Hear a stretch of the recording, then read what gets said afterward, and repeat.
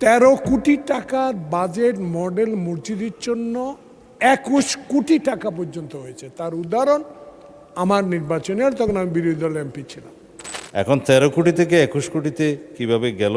এই মডেল মসজিদগুলোর সমস্ত প্রকল্প ব্যয় টোটাল কত ছিল, কতটা নাম্বার অফ মডেল মসজিদ হয়েছে, সমস্ত মসজিদ ওয়ারি সেটা তদন্ত পরিচালনা করার জন্য আমি আজকে মন্ত্রণালয়কে নির্দেশ দেব। মাননীয় স্পিকার, একটি সম্পূরক প্রশ্ন করবেন নোয়াখালী 2 আসন থেকে নির্বাচিত মাননীয় সদস্য জনাব জয়নাল আবেদিন ফারুক। ধন্যবাদ। মাননীয় স্পিকার, আসলে আমাদের অনেক নবীন এরাই প্রশ্ন করবে, আমরা ওনাদের থেকে প্রশ্ন নেব। তো কিন্তু মোহাম্মদ আব্দুল খালেক সাতক্ষীরা 2, 3, 4, 5 প্রশ্নে একটা বিষয় আমার সামনে আমি জেনে নিতে পারতাম, কিন্তু মাননীয় স্বরাষ্ট্রমন্ত্রী আজকে ধর্ম মন্ত্রণালয়ের দায়িত্বে, আজকে এই সংসদে এই মুহূর্তে। তো ওনাকে একটা বিষয় আমি সকল সংসদ সদস্য জাতির জন্য জানা দরকার। বিগত 16টি বছরে এই মসজিদগুলোতে মডেল মসজিদের নামে অ্যাপয়েন্টমেন্টের নামে কি একটা ইসলামিক অ্যাপয়েন্টমেন্ট দেয় ওনারা, এই নামে 13 কোটি টাকার বাজেট মডেল মসজিদের জন্য 21 কোটি টাকা পর্যন্ত হয়েছে। তার উদাহরণ আমার নির্বাচনে, আর তখন আমি বিরোধী দল এমপি ছিলাম।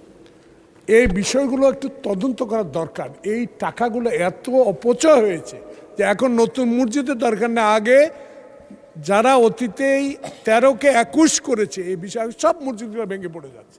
আমার উদাহরণ, আমার সেনবাগেরটা ঢোকা যায় না, পানি পড়ে। তো এই বিষয়গুলো আমি মাননীয় স্বরাষ্ট্রমন্ত্রীকে জানবো যে এই বিষয়ে একটা তদন্ত করে যারা 13কে 21 করেছে এই বিষয়ে কোনো ব্যবস্থা গ্রহণ করা যাবে কিনা। আপনাকে ধন্যবাদ। মাননীয় মন্ত্রী, একটু পরে মাননীয় সদস্য আপনি বললেন, এই কারণে আমারও বলতে ইচ্ছে হচ্ছে। আপনার সেনবাগে যে অবস্থা, আমার দুর্গাপুরে তার চেয়ে ভয়াবহ অবস্থা। সামনে বিরাট বড় একটা পুকুর, এর পিছনে মডেল মসজিদ, একটা ব্রিজ করে মডেল মসজিদে যেতে হবে। ওই স্থানীয় লোকজন নাম দিয়েছে তাজমহল। মাননীয় মন্ত্রী,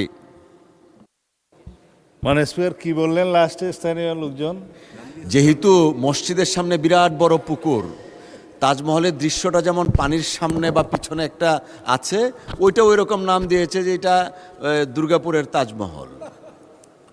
মসজিদের সামনে বিশাল আকারে পুকুর। এখন এইটাতে ঢুকতে গেলে আপনার ব্রিজ করতে হবে আর কি, মসজিদ আর ব্যবহার করা যাচ্ছে না, এই জন্য নাম দিয়েছে তাজমহল। ধন্যবাদ মাননীয় স্পিকার।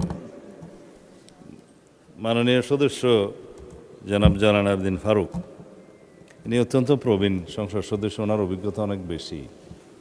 তিনি যেই প্রশ্নটা করেছেন এটা সর্বক্ষেত্রেই বলা যায় প্রযোজ্য।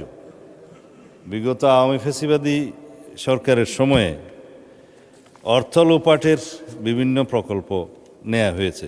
আমি এখানে বলছি না যে পদ্মা সেতুর মতো দুর্নীতি এখানে হয়েছে, তবে ইসলামের নামে মসজিদের নামে তারা যা করেছে সেটা অত্যন্ত গর্হিত কাজ। মডেল মসজিদ অবশ্যই ভালো উদ্যোগ, কিন্তু এই মডেল মসজিদ নির্মাণের জন্য প্রকল্প ব্যয় প্রাক্কলন সেটা যথাযথ হয়েছে কিনা এটা একটা খুবই যুক্তিসঙ্গত প্রশ্ন। 13 কোটি ব্যয় 21 কোটিতে বৃদ্ধি হয়েছে। দেবপ্রিয় ভট্টাচার্য সাহেবের যে হোয়াইট পেপারটা প্রকাশিত হয়েছে, আমি কয়েকদিন আগেও বাজেট স্পিচে বলেছি, তাতে এরকম মেগা প্রকল্পে মেগা দুর্নীতির জন্য মেগা বাজেট করা হয়েছে, এবং সেটা সময় বৃদ্ধির ক্ষেত্রে 5 বছর থেকে 7 বছরও সময় বৃদ্ধি করা হয়েছে। আর প্রাক্কলিত ব্যয় কয়েক গুণ বৃদ্ধি করা হয়েছে। দুর্নীতি করার জন্য প্রাক্কলনের মধ্যেই আগে ঢুকেছে, তারপরে দুর্নীতি হয়েছে, সময় বৃদ্ধি হয়েছে, ব্যয় বৃদ্ধি হয়েছে, তার উপর এখন 13 কোটি থেকে 21 কোটিতে কিভাবে গেল? এই মডেল মসজিদগুলোর সমস্ত প্রকল্প ব্যয় টোটাল কত ছিল, কতটা নাম্বার অফ মডেল মসজিদ হয়েছে, সমস্ত মসজিদ ওয়ারি সেটা তদন্ত পরিচালনা করার জন্য আমি আজকে মন্ত্রণালয়কে নির্দেশ দেব। মাননীয় স্পিকার, এর মধ্যে সরকারি অন্যান্য সংস্থাও জড়িত হতে পারে, সেটা খুবই ন্যায্য প্রশ্ন। ধন্যবাদ মাননীয় স্পিকার। আপনাকে ধন্যবাদ মাননীয় সদস্য, মাননীয় মন্ত্রী।